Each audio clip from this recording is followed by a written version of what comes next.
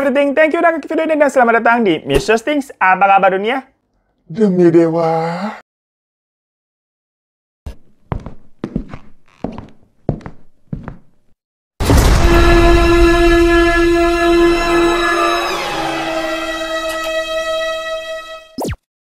Jadi guys, di kali ini nih kita akan membahas sebuah kasus dari India yang beritanya sempat jadi headline di akun gosip-gosip dunia termasuk di Indonesia juga loh. Kenapa bisa heboh begitu?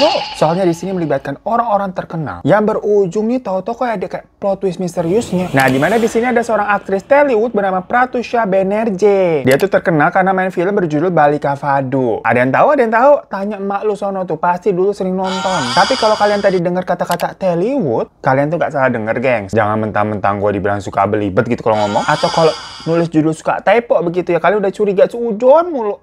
Sebenarnya tapi kita jujur nih baru tahu ada sebutan Tollywood yang ternyata memang berbeda dengan Bollywood. Dimana kalau Bollywood itu lebih mengarah ke dunia perfilman yang kayak ditayang di bioskop-bioskop gitu. Nah kalau Tollywood itu lebih ke semacam sinetronnya di India begitulah. Walaupun kerjaannya orang di situ sama-sama acting, tapi kan ya nggak usah jauh-jauh kalau di mari aja. Misalkan kita ngeliat, tuh ada artis film tuh. Sama, tuh ada artis sinetron tuh. Kan beda ya penyebutannya begitu ya. Artis film sama artis sinetron. Nah, sinetron Balika Fadu yang artinya kalau ditranslatein tuh pengantin anak. Yang kalau di sini mungkin macam apa jadinya? Pernikahan dini begitu ya. Pernikahan dini, bukan cintanya yang terlarang.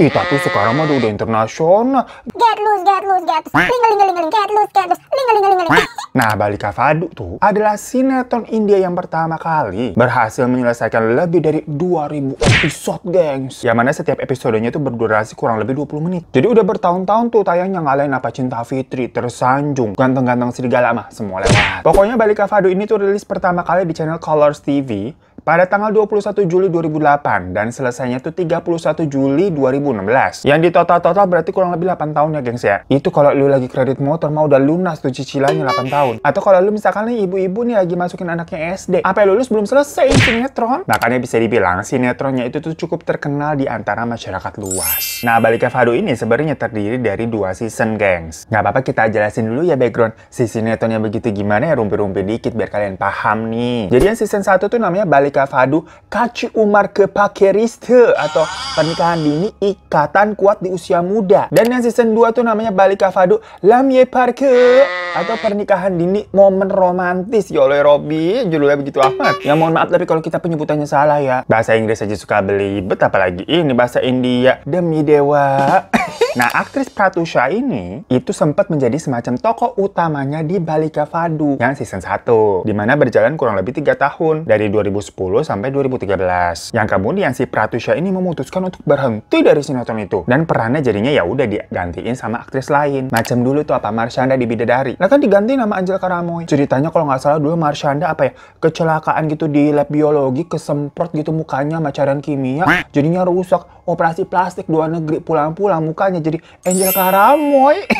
Adik-adik aja ya. Pratusha Banerjee ini tuh lahir pada 10 Agustus 1991 di kota kecil Jamshedpur, Bihar, India, yang sekarang lebih dikenal dengan kota Jharkhand. Dia lahirnya sebagai anak tunggal dari pasangan bapaknya namanya Shankar dan ibunya Soma. Keluarganya ini bisa dibilang dari kalangan ekonomi ke bawah, menengah ke bawah gitu maksudnya ya. Karena si ayah itu bekerja sebagai pekerja sosial yang menjalankan semacam LSM sendiri gitu, gengs. Dan dari kecil, Pratusha ini memang sudah tertarik sama yang namanya dunia seni peran. Selama sekolah tuh, Pratusha ini selalu aktif dalam kegiatan yang namanya ekstrakurikuler teater. Namun sayangnya di kelas 10, dia harus berhenti sekolah. Karena orang tuanya udah semacam nggak sanggup biayain dia lagi, gengs. Karena udah nggak sekolah nih bingung mau ngapain yang nggak tahu. Di tahun 2008, pas Pratusha umur 17 tahun, dia mau mencoba di ngadu nasib, ikutan casting-casting gitulah di kota Mumbai. Ya kali aja kan kalau di hoki, bisa lah dia jadi apa? Figuran yang lewat-lewat begitu. Dan Pratusha cukup pede pada saat itu. Karena kan dia punya skill nih dari seni teaternya. Dan kalau dilihat-lihat di kaca-kaca lah, cantik dia. Cuman awalnya, keinginan Pratusha untuk pergi ke Mumbai itu ditentang sama orang tua. Secara Pratusha ini kan anak cewek satu-satunya. Yang gimana pun juga ada rasa khawatir lah ngelepas anak gadis pergi sendirian ke kota besar. Lah,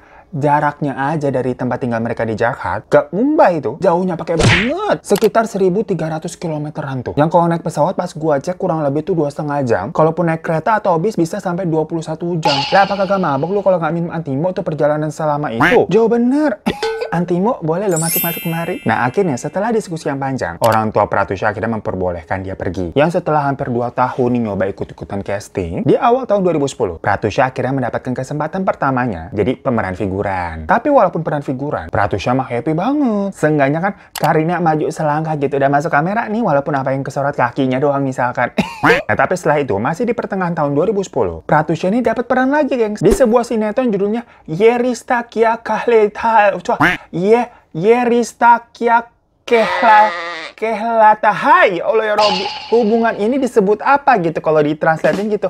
Hubungan ini disebut apa? Judulnya begitu aneh ya. Ya lu maunya disebut apa? Ya tapi kali itu peran dan dialognya Pratusha ini lebih banyak. Udah nggak figuran-figuran banget lah. Dimana di sinetron itu dia jadi sahabat si pemeran utama. Jadi ya mukanya nampil tuh kelihatan di TV. Bangga itu sama bapaknya. Masih di tahun 2010 habis itu, gengs. Akhirnya pecah telur juga nih. Karena dia berhasil mendapatkan peran di sinetron Balika Fadu itu yang tadi kita jelasin di awal. Dia itu ceritanya jadi Andini remaja. Andini mah orang Indonesia ya.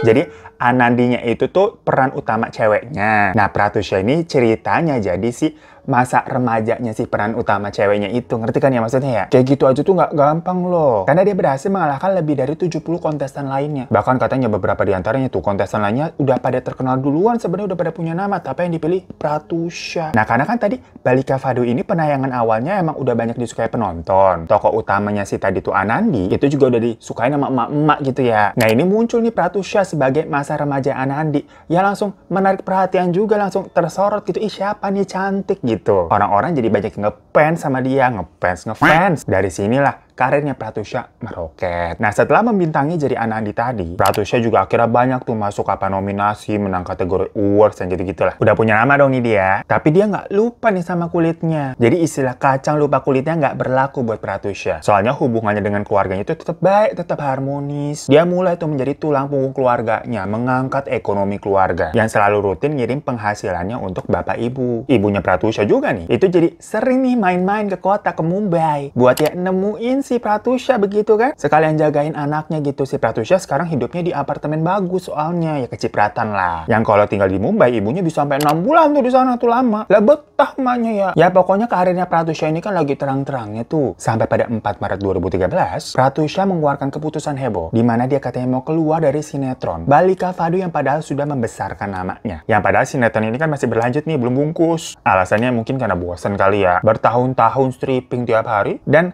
udah banyak job juga yang mungkin menanti. Karena abis itu dia memang membintangi sinetron lainnya dan juga reality show, gengs. Yang mungkin kalau dia hanya mengambil Balika Fadu, dia nggak bisa ngambil job-job yang lain, soalnya kan waktunya tersita. Nah, dalam perjalanan karirnya dia tuh kenal sama aktor bernama Rahul Raj Singh. Kenapa ya orang ini ya banyak banget gitu yang namanya Rahul. Kayak di sini mungkin apa ya, Anto, Andi, begitu-gitu ya.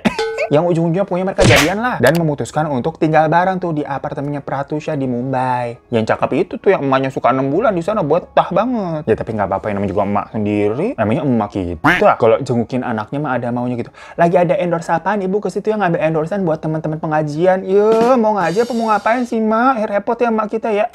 Tapi mungkin kalian ada yang bertanya-tanya kan, loh emangnya si Pratusha sama Rahul udah menikah kok tinggalnya seapartemen? Loh. Bukannya mereka masih pacaran, kok udah serumah? Ngapain kalian berdua di kamar? Nah, setelah udah tinggal seatap, Pratusha ini bisa dibilang cewek yang bucin gitu, gengs. Dia sering banget tuh update Instagram yang isinya tuh mengenai kemesraan mereka berdua. Nempel banget bikin iri kaum jomblo. Banyak juga fansnya yang menganggap mereka ini couple goals. Ya kan ini di India ya soalnya ya. Jadi yang dilihat-lihat begitu mah udah biasa kali. Lah kalau di sini pasti isi komen Instagramnya tuh ceraman emak-emak semua di kolom komentar. Astagfirullahaladzim, berzina, kumpul kebo gitu ya. Nah ceritanya nih, di Desember 2015, Pratusha sempat ada project reality show nih bareng Rahul berjudul Power Couple. Tapi setelah acara itu selesai, kok ini si Pratusha dilihat nggak pernah posting lagi kedekatan mereka ya? Netizen kan jadi bertanya-tanya, ada apa nih antara Pratusha sama Rahul? Cukup lama tuh mereka soalnya nggak update-update. Tahu-tahu di 1 April 2016, ada sebuah berita mengejutkan. Kalau Pratusha ini ditemukan sama si Rahul dalam kondisi di apartemennya. Lah, kan aneh. Kenapa gitu maksudnya? Ada masalah apa? Pratusha ini udah jadi artis terkenal loh. Saat itu pun dia masih ada nih satu sinetron. Sama satu reality show juga yang masih berjalan. Jadi lagi ada job. Hubungan dengan orang tuanya mah baik. Tapi kenapa dia tahu melakukan hal seperti itu? Tentunya di sini banyak kecurigaan dari orang-orang dan menuduh Rahul sebagai orang yang tinggal serumah sama Pratusha mempunyai jawabannya, gengs. Jadi kalau versinya Rahul nih, di malam sebelum dia menemukan Pratusha, berarti di 31 Maret 2016 ya, karena kan ditemuinya 1 April. Ada teman mereka yang berkunjung ke apartemen. Ya karena ada teman yang datang, otomatis mereka ngobrol nih ngalor ngidul. Dari malam sampai temennya baru pulang tuh jam 9 pagi. Laga nggak tahu diri juga ya punya temen begitu ya. Ya karena semalaman gak tidur. Begitu teman mereka pulang, Rahul ini masuk kamar dan blok, tidur dan ngantuk. Bangun-bangun ternyata udah jam 3 siang. Dan pas Rahul bangun, dia melihat katanya Pratusha ini lagi minum alkohol sendirian. Sama Rahul sempat disuruh berhenti minum. Kayak, kok siang-siang udah minum alkohol, kamu udah makan belum? Tapi di situ si Pratusha kayak nggak ngegubris sama sekali. Tetap lanjut aja minum kayak ya emang mabok begitu, gengs. Ya mungkin karena malas debat, Rahul ini keluar buat beli makanan. Karena kan itu juga udah lewat jam makan siang ya. Tadi dia tidurnya jam 9 pagi soalnya. Ditinggalin tuh Pratusha sendirian minum-minum. Sekitar jam 4 sore, Rahul katanya sempat menghubungi Pratusha. Nelpon kayak mau nanya dipesenin apa, mau makan apa. Tapi Pratusha katanya bilang nggak usah. Ya udah aku OTW pulang ya. Dan dijauh sama Pratusha, oke cepetan ya beb. Nah menurut Rahul, suara Pratusha pada saat itu terdengar datar. Nggak kayak orang lagi tertekan ataupun marah. Ya biasa aja gitu, pokoknya normal. Tapi begitu dia sampai depan pintu apartemen, kok pintu apartemen ini nggak bisa dibuka, dikunci dari dalam. Diketok-ketok ini nggak ada jawaban. Padahal kan belum lama mereka telepon-teleponan. Dicoba ditelepon lagi, nggak diangkat tuh sama Pratusha. Karena takut Pratusha kenapa-napa di dalam, Rahul ini menghubungi kenalannya tukang kunci buat minta bantuan buka kunci apartemennya. Karena kan dia nggak bawa kunci dan nggak kuat dobraknya juga mungkin ya. Akhirnya datang tuh tukang kuncinya dan mencoba membuka pintu. Pas lagi sibuk ngotak-ngatik nih, lewatlah ART dari tetangga unit sebelah. Sambil lewat kayak mungkin ngeliat ya, nanya kenapa pintunya. Ya dijawab kan kekunci, pacar saya di dalam nih tapi diketok-ketok nggak ada jawaban, takut kenapa-napa. Nah akhirnya ART itu bilang ke bosnya buat minta izin buat si Rahul nih masuk ke dalam unitnya dia untuk loncat lewat balkon luar ke sebelah. Soalnya kan kalau pintu balkon biasanya nggak dikunci, yang pintu kaca geser gitu. Dibolehin tuh, ya udah masuk aja loncat tuh dari balkon. Akhirnya ya udah loncat dari balkon. Pas dilihat ke dalam ternyata si Pratusha udah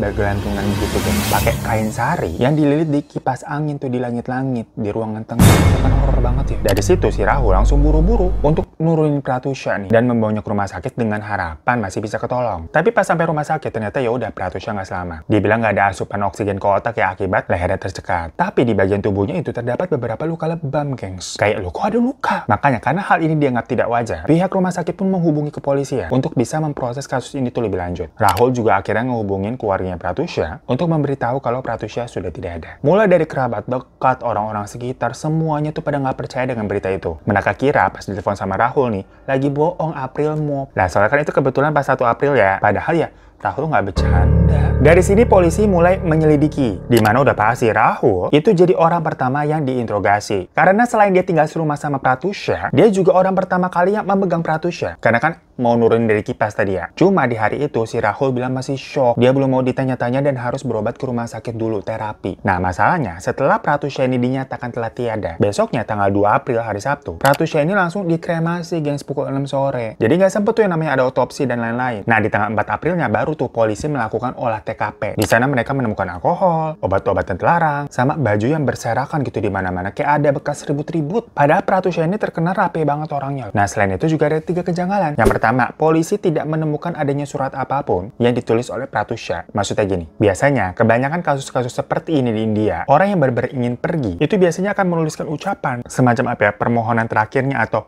permintaan maaf gitu melalui suratan tangan yang ditunjukkan untuk keluarga terdekat, orang-orang terdekat, sahabat, kerabat, dan segala macam. Nah yang kedua, kalau orang bergelantungan gitu, kita maaf ya ngomongnya bergelantungan aja ya, soalnya takut dimarahin YouTube nih. Biasanya di TKP itu akan ada bangku ya buat naik ngiket talinya ke atas gitu, kalian ngerti lah ya. Nah di TKP itu nggak ada bangku apa-apa, gengs, ataupun jejak apa bangku abis digeret segala macam, kan diperiksa segala macam, lantainya nggak ada. Jadi gimana caranya si Pratusha tahu-tahu bisa bergelantungan begitu? Nah yang ketiga, kain sari yang digunakan Pratusha untuk bergelantungan itu justru ditemukan di kamarnya Pratusha. Maksudnya kan polisi jadi mikir, kalau bener Rahul abis nurunin bawanya ke rumah sakit, kok itu bisa sempat-sempatnya ada di kamar? Berarti ada adegan mindahin dulu ke kamar begitu? Apa mungkin di sini maksudnya Rahul ada intensi membiarkan Pratusha untuk sekarat dulu, jadi ditidurin di kamar sebelum membawanya ke rumah sakit? Yang mana akhirnya semuanya jadi teka-teki. Setelah Rahul akhirnya bisa diinterogasi, dia menjelaskan tuh hubungannya tentang Pratusha. Rahul ini cerita kalau di Januari 2016, dia itu sempat positif hamil. hamil. Dan atas keputusan bersama, karena dianggap mereka ini sama-sama belum siap, ya udah mereka ini sepakat mau gugurin di rumah sakit yang namanya JJ Hospital. Dan sewaktu dikonfirmasi ke rumah sakit tersebut ternyata benar. FYI aja di India, sebenarnya awalnya yang namanya gugurin bayi ada alasan tersendiri tuh dibilang ilegal. Maksudnya dulu nih waktu kejadian di tahun 2016, orang-orang yang boleh gugurin itu adalah wanita-wanita yang misalkan sudah menikah, punya kebanyakan anak. Jadi kalau tambah lagi takutnya anaknya nggak keurus, ataupun misalkan ada janda, anak yang hamil di bawah umur, wanita cacat, wanita sakit mental, sama korban pemerkosaan, itu boleh tuh gugurin. Nah, Pratusha ini kan sebenarnya nggak masuk ke dalam salah satu kriteria itu dong. Jadi sebenarnya yang dilakukan sama Pratusha itu termasuk tindakan ilegal pada saat itu. Cuma memang semenjak tahun 2022, pemerintah India sudah memutuskan untuk melegalkan untuk siapapun juga. Asalkan usia kandungannya itu masih di bawah 24 minggu, biar masih aman. Nah, pokoknya setelah diinterogasi, Rahul ini juga disuruh cek urin. Dan dia ternyata benar positif narkoboy. Karena kan di apartemennya juga ditemukan obat-obatan anyway ya. Dari sini pun masyarakat seperti menyalahi Rahul. Karena jadinya banyak yang berspekulasi kalau Rahul yang narkoboy ini itu suka memberikan tekanan fisik dan mental, yang mana hal itu menjadi pemicu Pratusha untuk melakukan tindakan nekat. Soalnya satu persatu nih orang-orang jadi kayak semacam apa ya, speak up. Kayak ada temennya Pratusha yang bilang dia itu pernah melihat hidungnya Pratusha itu bengkak, jadi kayak memerabis kayak ditonjok gitu gengs, dan matanya tuh juga lebam. Dan beberapa juga melihat Rahul ini juga sering tuh memaki-maki memarahi Pratusha waktu dia ketahuan katanya diduga selingkuh sama artis lain. Lah, dia yang selingkuh dia marah-marah ya. Terus ya, sehari sebelum kematiannya Pratusha, seorang wanita bernama Lina yang mengaku sebagai teman dekatnya Pratusha mengatakan kalau dirinya nih sempat ditelepon sama si Pratusha jam 3 pagi. Di situ Pratusha menangis terseduh-seduh sambil curhat. Aku nggak bisa hidup kayak gini lagi. Aku harus keluar dari masalah ini.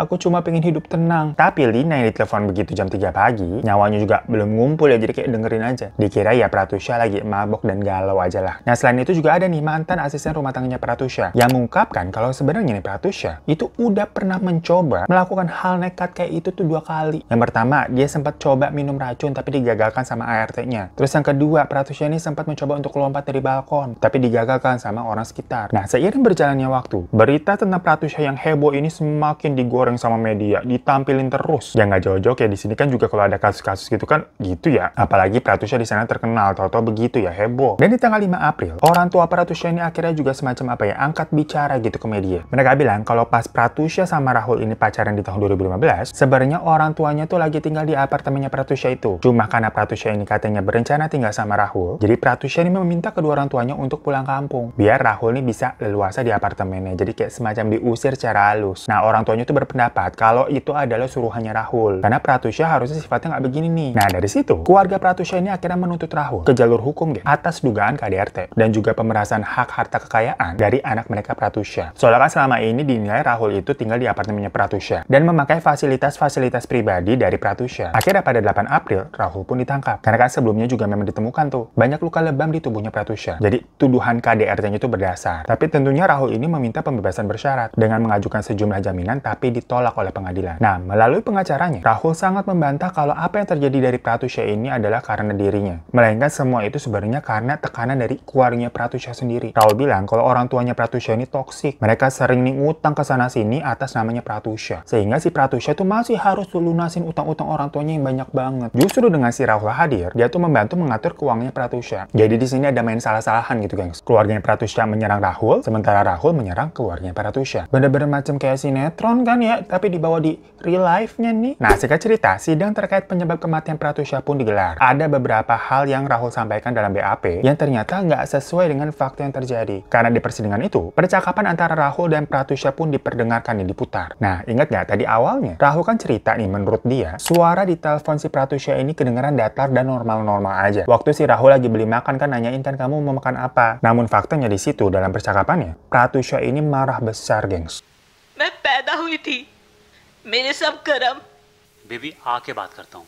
Baby गई, मर गई बेबी। हाँ ठीक है, आके बात करता हूँ, आ रहा हूँ। Dia berkata kayak, Rahul, aku ini telah bekerja dengan sangat keras untuk segalanya. Aku bukan datang ke sini untuk jual diri. Aku ke sini untuk bekerja. Kepada siapa kamu akan menjualku? Kalau kamu nggak datang ke sini dalam setengah jam, maka kamu akan menemukanku dalam kondisi mati. Terus dijawab tuh sama Rahul, iya, tunggu, please tunggu. Setengah jam lagi aku akan sampai ke sana. Oke, aku sana. Nah, kok tahu-tahu beda begini. Dibilang katanya dia cuma beli makan dan si Pratusha oke aja gitu suaranya normal, tapi ternyata kok ada kata-kata jual diri. Lah, plot twist, gengs. I so hard in my life. I so hard. For everything I was यहाँ पर अपने आप को बेच Makanya akhirnya banyak konspirasi yang timbul dari sini. Yang mana sebenarnya memang pada saat itu Pratusha ada job. Tapi cuma ada satu sinetron yang memang tidak terlalu booming sama satu reality show. Nah itu diperkirakan nggak nutup nih buat biaya kehedonan mereka yang sudah terbiasa hidup mewah. Secara sebelumnya Pratusha ini kan udah terkenal udah jadi pemeran utama. Ditambah hutang-hutang keluarnya Pratusha ini banyak. Makanya si Rahul ini semacam menjual Pratusha. Jadi kayak cewek-cewek open BO gitu. Lah, kalau kayak gini kan jadi kayak keinget kasusnya apa? Tang Moninda nggak tuh yang waktu itu juga heboh di Thailand? Gosip-gosipnya dijual kan? Jadi hari dimana si Rahul katanya lagi nyari makan, sebenarnya dia pergi meninggalkan Pratusha bersama orang yang mau bayar tuh di apartemennya yang mungkin datang dari malam. Jadi non-stop tuh sampai pagi sampai sore, gengs. Kalau bener begitu kacau banget ya. Namun karena Pratusha ini mungkin jadi depresi, ya nggak mau nih akhirnya nekat tuh mengakhiri hidupnya. Namun dari rekaman tersebut memang terdengar suara Rahul ini sendiri kedengarannya panik. Jadi dia tidak ada kayak balas marah-marah atau mengintimidasi. Cuma ya berarti kan beda sama ceritanya di awal di BAP kenapa dia berbohong. Namun meskipun ada kejanggalan ya, di mana dalam pembicaraan tersebut seolah-olah memang Pratusha ini dijual, hakim di sini menilai. Pertama, Rahul itu memang terdengar tidak terbukti untuk memprovokasi atau mengintimidasi Pratusha dalam telepon tersebut. Karena ya tadi dia terdengar panik dan berber seperti langsung mau pergi ke apartemen. Kedua, walaupun dalam telepon terdengar nih mereka bertengkar, tapi dari bukti cacatan mereka terakhir itu justru menunjukkan kalau ada kata-kata kemesraan dalam hubungan mereka. Jadi nggak ada pertengkaran yang mungkin sebelumnya memang baik-baik saja. Dan ketiga, walaupun Rahul ini terbukti sebagai narkoboy, tapi itu dianggap nggak ada hubungannya ya dengan dia penggunaan obat sama si Pratusha memutuskan untuk nekat kayak gitu. Nah, dengan semua pertimbangan tersebut, Rahul dinyatakan tidak bersalah dan akhirnya dibebaskan. Tetapi 2 tahun kemudian, di tahun 2018 ya, si Rahul ini akhirnya menikah. Dia kayak mencoba buat move on. Tapi menikah dengan siapa? Dengan artis bernama Saoni Sharma, yaitu memang orang yang diisukan selingkuh dengan Rahul waktu masih berhubungan dengan Pratusha. Yang waktu itu sampai si Pratusha sama Rahul bertengkar hebat di depan temen-temennya. Beneran nikah akhirnya. Ya kayak gini mungkin kalian relate ya, sering denger ya gosip-gosip artis begitu yang katanya awal-awal digosipin, dituduh-tuduh. Enggak kok, tahu-tahu beneran. Yang kayak gitu-gitu sama nih begini nih. Netizen kan jadi kayak loh. Ya, tapi si Rahul waktu diwawancara ngomongnya, dia pengen move on aja karena kan semua orang itu berhak bahagia. Dan kebetulan yang bisa membahagiakannya dia, si istri barunya ini. Cuman kan jadi kayak, mencurigakan. Nah, Rahul yang akhirnya hidup bahagia nih, punya kehidupan baru, seakan kontras banget dengan orang tuanya Pratusha, yang setelah ditinggal oleh sang anak, mereka dikabarkan kembali miskin, gengs. Bahkan sang ayah ini mengaku, dia harus tinggal di sebuah rumah kos yang hanya memiliki 1 kamar dan kerja serabutan. Padahal kan sebelumnya pas anaknya lagi jaya, langsung kecipratan kan, langsung hidup enak. Tapi sekarang balik lagi ke posisi awal. Kalau kalian bilang, loh, emang harta anaknya pada kemana? Kalau kata ayah ibunya Pratusha, semua harta kekayaan yang dimiliki oleh anaknya itu sudah habis untuk menanggung proses hukum untuk mencari keadilan anaknya. Tapi ternyata tidak ada hasilnya apa-apa.